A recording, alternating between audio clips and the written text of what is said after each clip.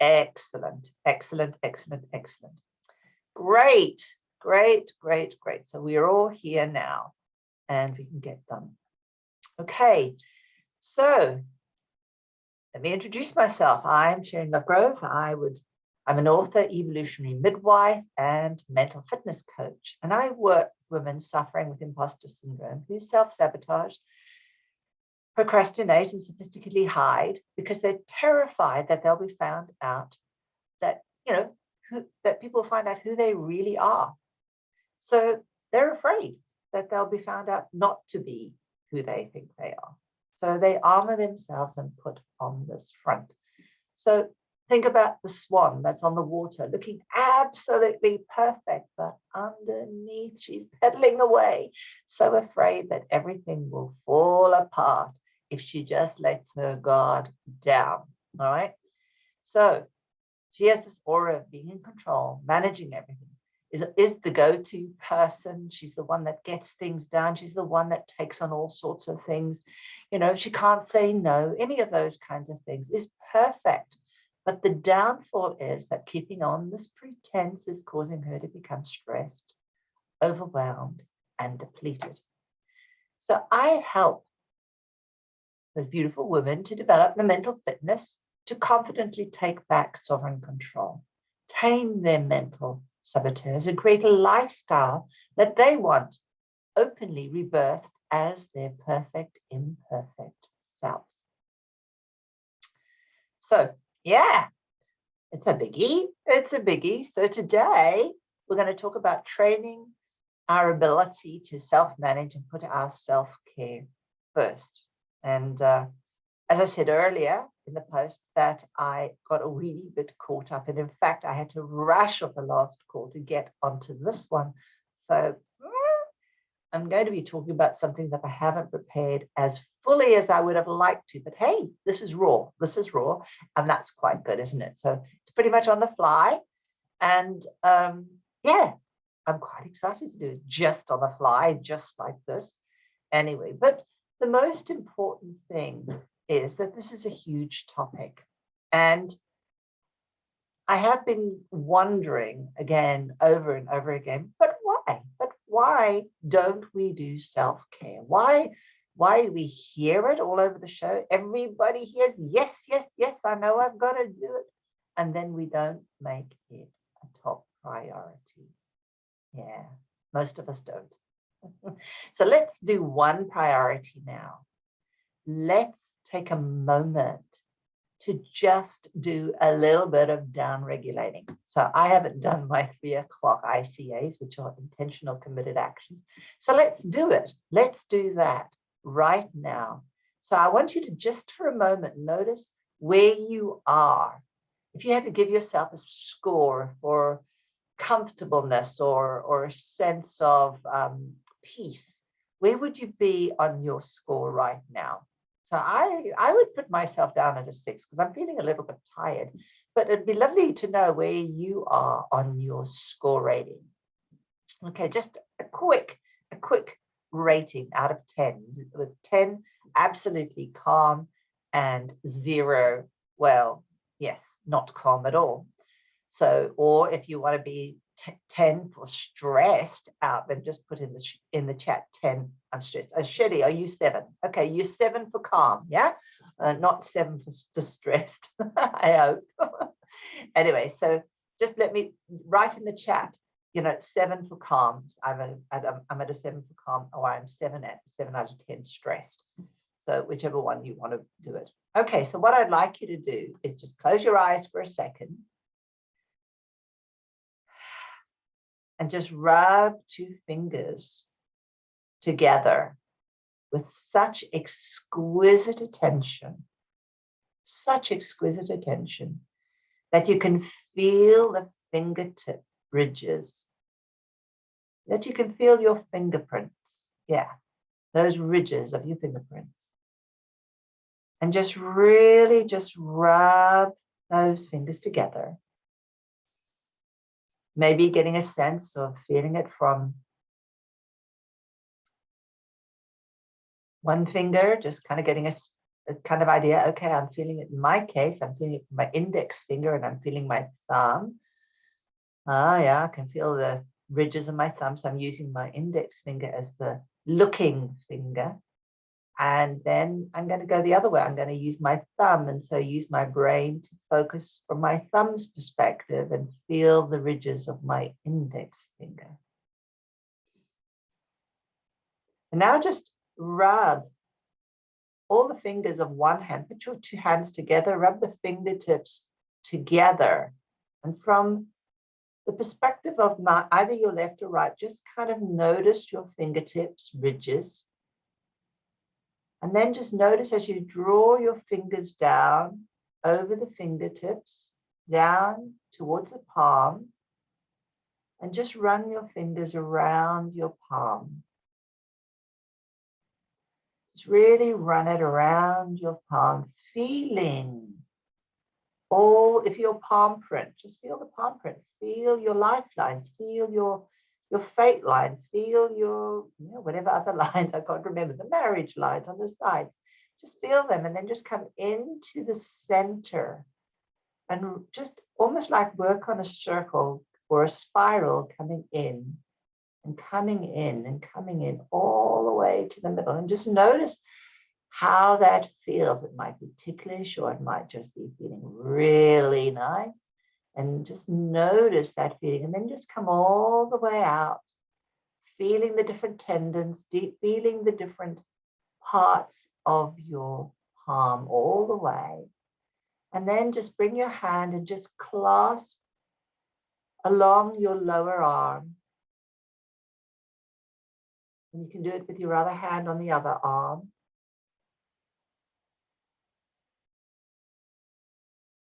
And then just bring your arms up to your shoulders, cross your arms over, bring them up to your shoulders, and then just gently give your upper arms a squeeze.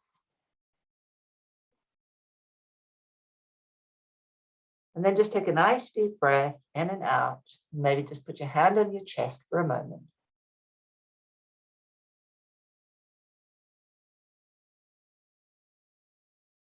Good. Now I know that I've been talking, but even just doing that and leading the exercise, although I'm not quite a 10 yet, I've certainly gone up from a 6 to a 9. So I'm feeling a lot calmer, and maybe you'll even notice the quality of my voice has changed. So when we're calmer, our voice tone goes down because now the muscles in our throat are more relaxed and the chords can move at a different frequency. So that was just a little kind of explanation, but that's a really good way to focus in. So let me know what your score is. I'd love to know. Okay. Well, I wanted to just bring in something that someone said, which is why don't we make things a priority? And one of my clients had written to me today, which was about, which was really written to say, when she learns to self-manage. And one of the things that I sort of said is the way we can self-manage is to make connection. And my client said, well, isn't it a good thing if I manage myself? And, oh, good, Shelley, you're a 9. Wonderful. So going back to the client that was talking to me, she said, shouldn't I manage by myself or do I need to manage with someone else? And isn't that a weakness? Isn't that a weakness? And that was really quite interesting because when we talk about self-care, we're talking about managing ourselves, but it's about how we manage ourselves and what do we need to know about how to manage ourselves. And I think in part of it is really, yes, learning how to take charge of ourselves so that we can feel good. But the other part is also recognizing that we need others. So part of self-managing is not totally up to you. Part of it is up to others to help you. And I know it seems really weird that we would want to say that and why I'm going to say that, but it is absolutely true. It is absolutely true. And so for me, I kind of said, well, one of the biggest things is, when you pick up the phone, one of the key things you can do is say to the person you're in, you know what? I just want to call you because I need to have connection. I just need the connection. I don't need anything else but the connection. I don't need you to particularly tell me anything or help fix my problem. All I want is the connection, because the connection is what allows us to release the oxytocin. It's the connection that allows us to down-regulate in that moment. And it's the connection of knowing we've reached out, even if it's not always the best person, but it's still the connection. I mean, obviously, the best thing we can do is have set up an arrangement with someone beforehand, but it is the connection that's essential. So we are relational creatures. We are. So part of our self-management is not just to do it alone. It's not just about us. All right. It's not just about me going to my diary and writing things out and resolving things. No. Yes, that gets a lot of good stuff done. But it's about how we relate to others. And indirectly, there you go. Wherever you go, there you go too. Guess what? When you're relating to others, you are directly relating to yourself. So when we're talking to people, we are directly relating to ourselves. We are hearing ourselves. And when we talk and we feel good and we feel that things are going okay and we feel loved and connected, then we experience that as a reflection of that. And why is that? Why is that? Why do we need other people in our self-care? I never was going to bring it out to one area, but I'm going here. And I really want you to understand something which is so powerful, is that in our mother's stomach, for 9 months, we were totally surrounded by amniotic fluid, the liquor, we call it liquor, and we were constantly touched. Okay, constantly touched. So when we moved, there was always water swishing around us. So we always felt this warmth. We always felt gloriousness. We felt the softness. We felt this absolute beauty of that silkiness of being totally free. We could somersault around. We didn't know which was left or right or up or down or any of those kinds of things. But we were always in contact with something. There was never a moment you were not connected to something. And then you're born. Then you're born. And you're not connected to anything at all. You're not even getting your food given to you in that way anymore, where you didn't have to work for it. The moment a baby has to drink, it's got to use its muscles. It's got to suck. Yeah, it's got to use muscles. God, I've got to work for what I have. All right. Now, we don't think about it as work because we do it automatically, because we have to survive. So nature's done that. But the thing is, this is the key. Yeah, we were always connected, never not connected. And then we're born and we created the first separation. And that separation, and then depending on how that separation was managed over time, meant that we lost our connection to that,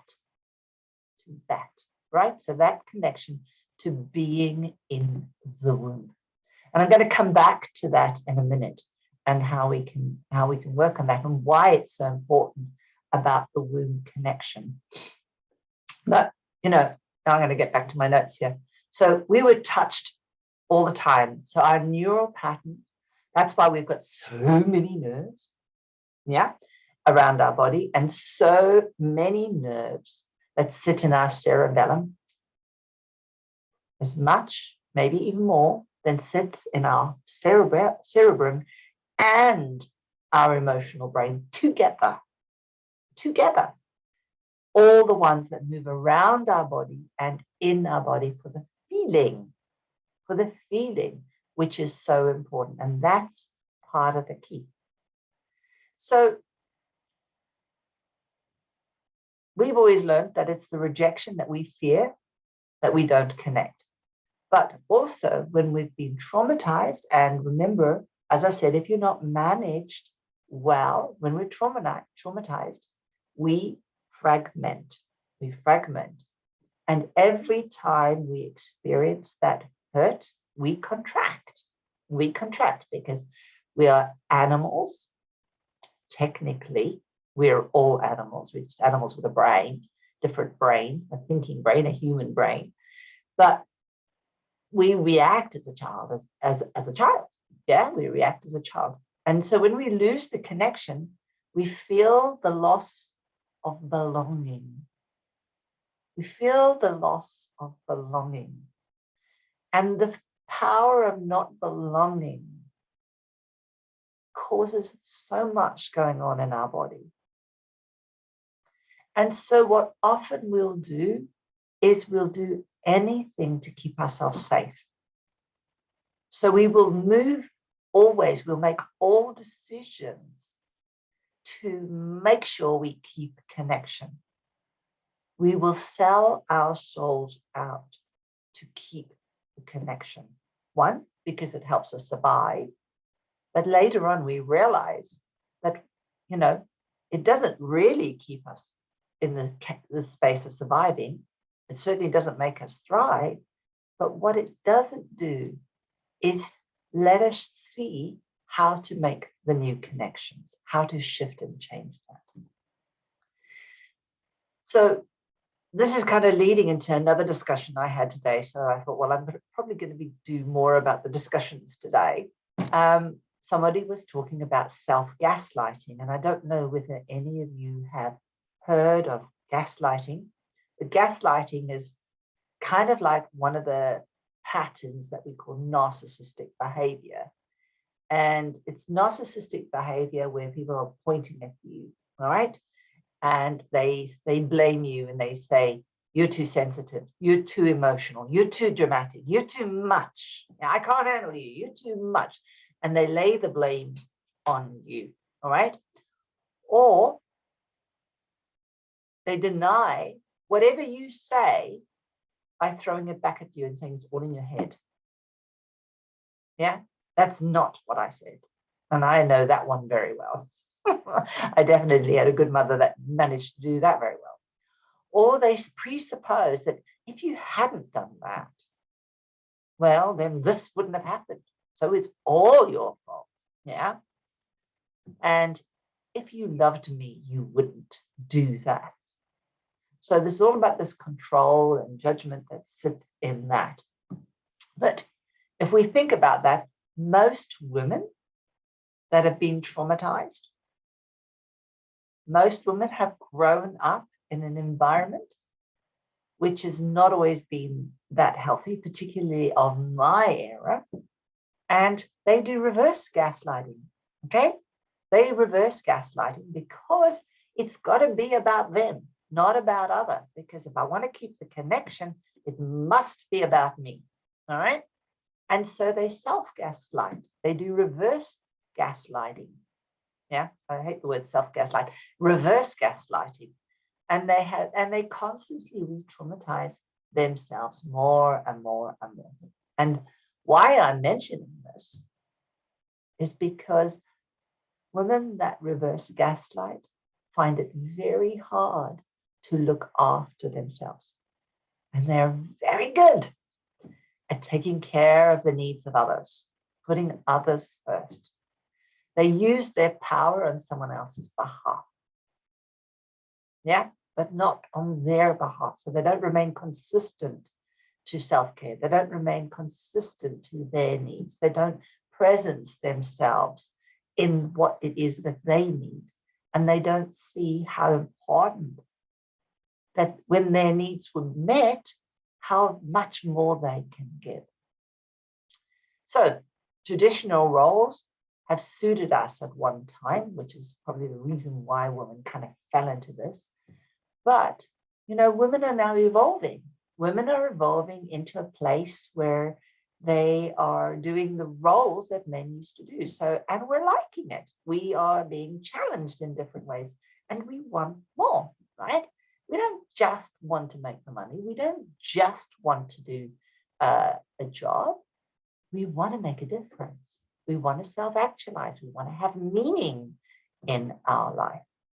But we don't have a model. And we've used the masculine model, unfortunately, as our frame of reference. And that masculinized model hasn't been very helpful for us. And I just realized I haven't gone and had a look at what Shelley said. Shelley said, oh, she came up to a 9. That's fabulous. And she also says here, yes, we told ourselves more accountable with an honest witness. Yes, yes, we hold ourselves more accountable with honest witness. Absolutely. Yes. So,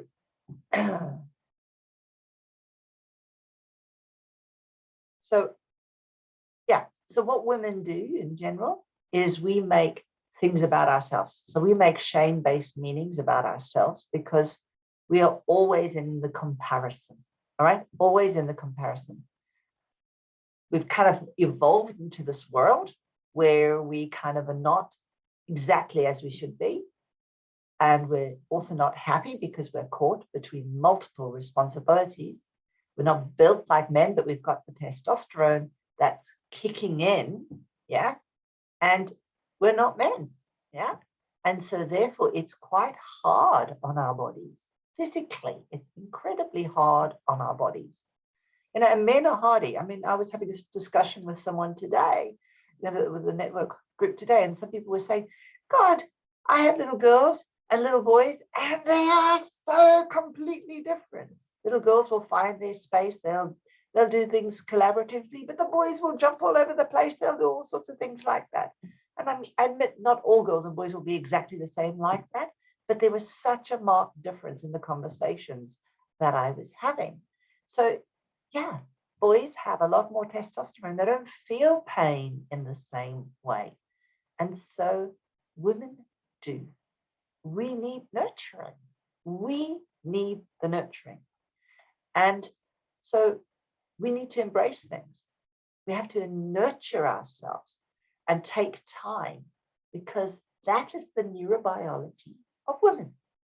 Yeah, that's the fact, pure and simple. So whatever anybody says, as women, we have to be nurtured. We have to be feeling this, because this is how we are built.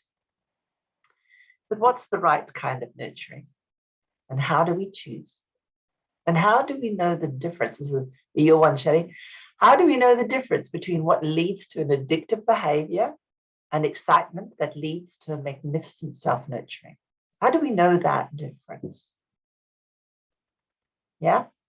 How do we know that when we're going, and most of the time, a lot of the self-care things have ended up being not about self-nurturing, having that glass of wine and continuing to have wine, or having, addiction to shopping, or addictions to chocolates, or addictions to any of those kinds of things. Yeah. How do we know the difference? How do we know which is nurturing and which is not? Because when we do have the chocolate, we are nurturing ourselves on one level. We are giving to ourselves on one level. But on the other side, we're not. So how can we choose something that's going to be really self-nurturing for ourselves, that will replenish us? And what is it that we need? So I'm kind of thinking that if we feel replenished, if we feel replete after what we've had, what we've given ourselves in consciousness, then that will give us the ability to feel at peace, to feel we can help the world, that we can give out, yeah, because we're now full. And of course, if it's an addiction, it's going to want to do something else. It's going to want to do something else. It's going to want more. Okay, so there's not going to be a fullness. that's attached to it. So nurturing does the most important thing. It brings us back into our body. And why? Well, what did I do right at the very beginning? I got us to do a little exercise because that grounded us, that brought us back into this moment. It brought us towards ourself. And the thing is, when we are always all over the show outside ourselves, we are depleting energy. We're just depleting energy and we disconnect from ourselves and we set up all the stress responses, which unconsciously, even if we are excited during the day, even if it's a good stress, we still deplete. We still deplete. And that's the irony. Even good stress depletes us if we keep doing it without stopping. So the first ingredient, one, is connection. We have to turn towards ourselves. Yeah, we have to develop that fierce protectiveness towards ourselves. And the only way that we can do that is to make that conscious decision of knowing that when we are choosing to nurture ourselves, that we are truly loving ourselves.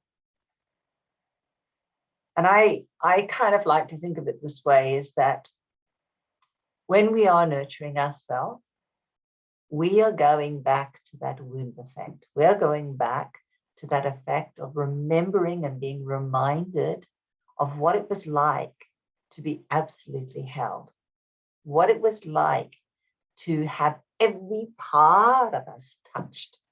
What was it like to be free, totally free, and want for nothing and have everything done for us? And that's what we actually do deserve on a very deep level. But not just that. The womb effect was an area of immense growth, immense neural change. And in that place was the maximum plasticity for our brain. In that time, our brain was in REM sleep most of the time. And it was in a state of alpha and theta state. And these states, or these brain waves, are the brain waves of God. I call it God, because this is where things were created. And when I say it was the place of immense plasticity, we know that we dream roughly about 20% of our night. That's where we undo all the stuff that goes on through the day. And we dream it and we dream it out, right? And if we don't, then we get stuck. It means we haven't done the clearing that needs to be done. That's why dreams are very good. Dream analysis is very good. So it's really important to understand that when we are self-nurturing, we are anchoring our body back to that womb state. And we're telling our body what to do. We're telling our body how to reset. And we're taking it back to a time of immense creativity, immense generation of creating. Yeah, we're taking it back to immense possibility, because at that time, there are many, many more pluripotent cells. These are the cells in our body that can change to anything, not just stem cells, pluripotent cells. And this is brilliant. So by going back and we keep nurturing, we go back to infinite potential. Isn't that cool? Isn't that cool? So it anchors us. It anchors us to that place. And when we're anchored to that deeply nurtured space, we know we're loved. We know we're connected. So anything that gives us a total immersion into what we experienced in Eurus is going to be the best that will nourish us. If we can even have just 20 minutes of that in our day.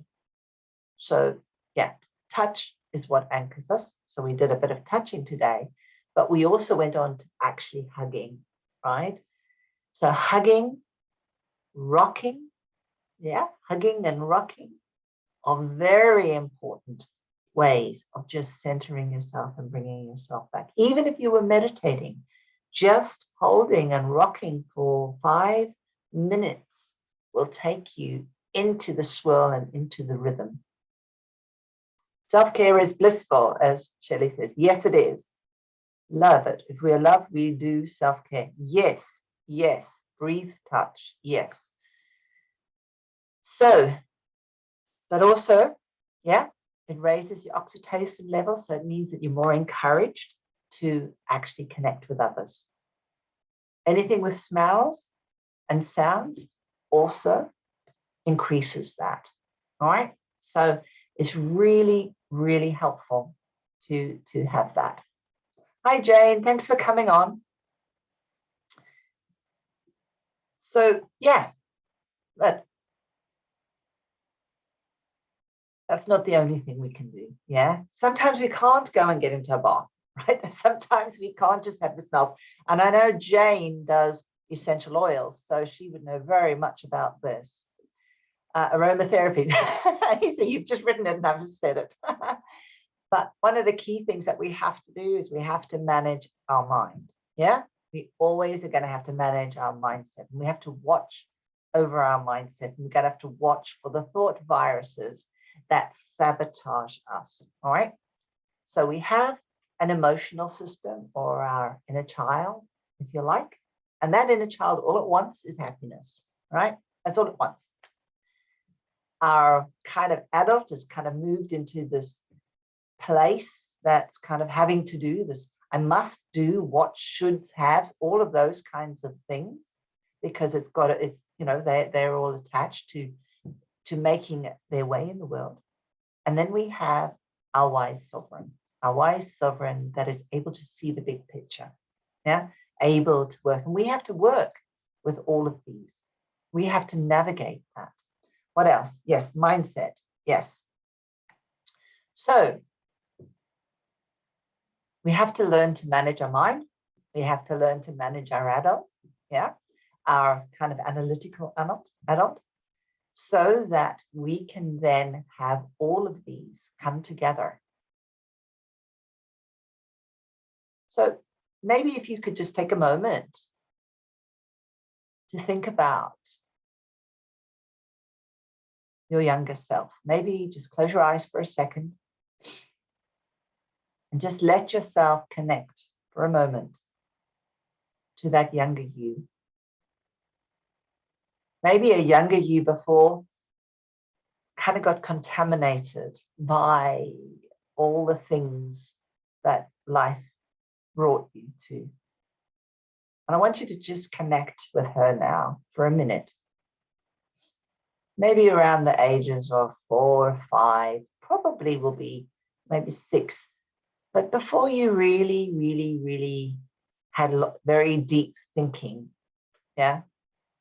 really making sense of the world. So a time where you probably would have just been happy to be in the sun, or just playing with a dog or whatever. And just kind of get a sense of her now for a minute. And just see her as the pure essence for what she is.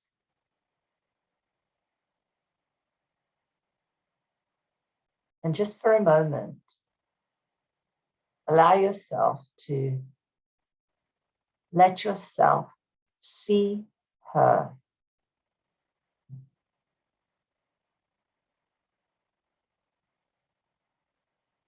And know that life did happen in whatever way, but she has always stayed pure, because she is pureness in herself.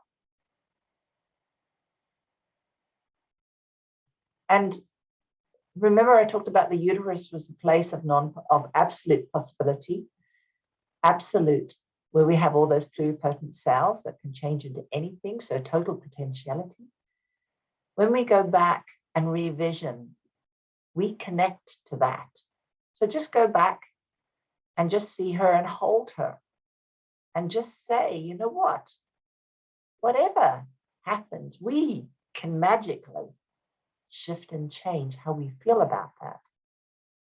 Maybe if you have essential oils and you are into essential oils, you can have her smell them and really enjoy playing with them and ask her which one she particularly likes. Or if there's a flower in the garden. Or if there's something, I love my dogs. I used to love to touch their noses. Oh, I love their cold noses, but I love their silky skin and fur. And so just kind of allow yourself to be there in that moment of that absolute bliss with her. And do the action with her. Be part of her as you allow yourself to be in the sway with her.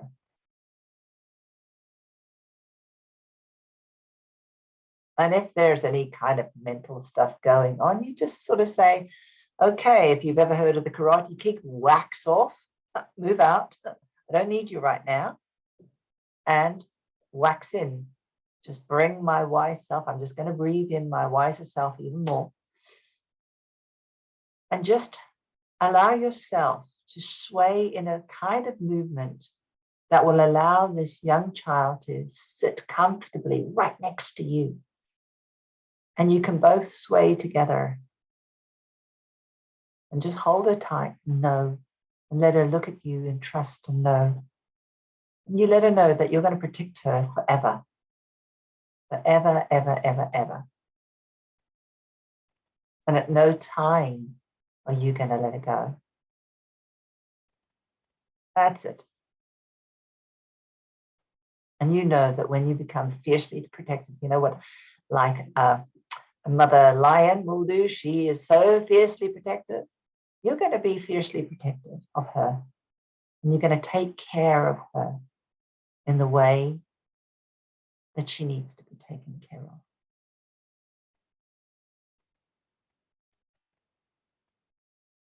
And you're going to manage that mindset in a different way.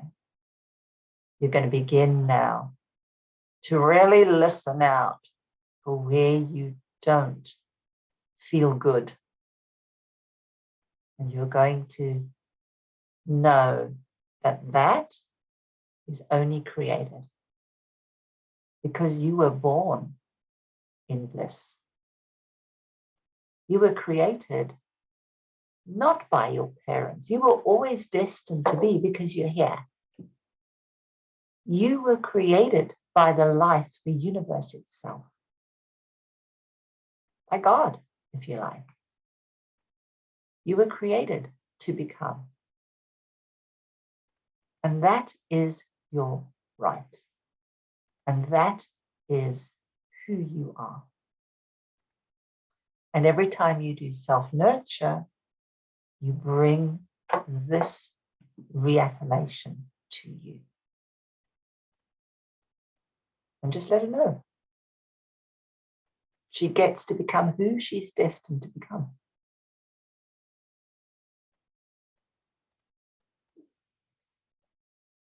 Great. So, excellent, excellent, excellent. When you're ready, come back. And just, if anything resonates and you would like to find out more about how you can develop greater ability to manage yourself, your self-confidence, your purpose in a way that allows you to become more true to yourself in the way that you need to be, then I have 5 7-way breakthrough calls that are free. And in that call, we'll just explore one of your biggest blocks and how, and how I might help you have greater health, wealth, and happiness. And how you can show up perfectly as your imperfect self, as I have had to do today because I have not had very much time to prepare for this. And I'll put the link now in the comments so that you will have it. All right.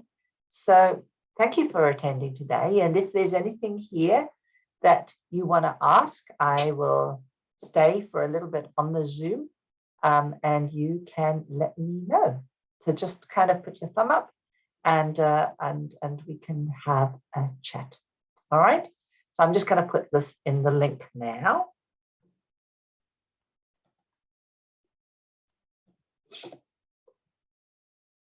Fabulous. Thank you. All right. Perfect. Excellent. Thank you, Jane, for coming. Thank you, Shelley, for coming. It was lovely having you, and I'm really grateful. And yeah, it's so nice. I mean, I haven't seen any of you, and I know that you've all had a lovely Christmas. Well, I don't know whether you had a lovely Christmas. I'm working on my inner child. It was excellent. Excellent. Well done. Well done, Jane. That's fabulous. And then we never need to we must never underestimate, as you know, our work with our inner child, because she is with us all the time. There you go. There she goes. She's always there. We've grown up in our life always connected, because guess what? She's there, and she will show herself. And invariably, when she does, we get to truly understand and love ourselves. So thank you. I'm going to go off now and speak to you soon. Take care. Thank you, Jane. Bye-bye. And thank you, Shelley. Bye-bye.